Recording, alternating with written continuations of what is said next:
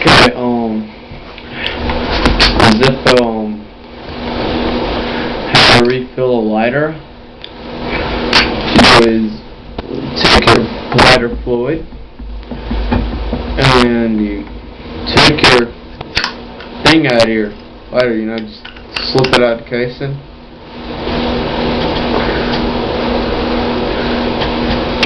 And what you do is there'll be a little hole at the bottom.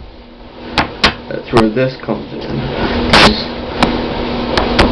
take this, pull it up. And you see the little hole? Put the hole not directly on it. You turn it over. Squeeze a little bit. You see it start to come up a teeny little bit. Whenever you do that, just stick it back in there. And just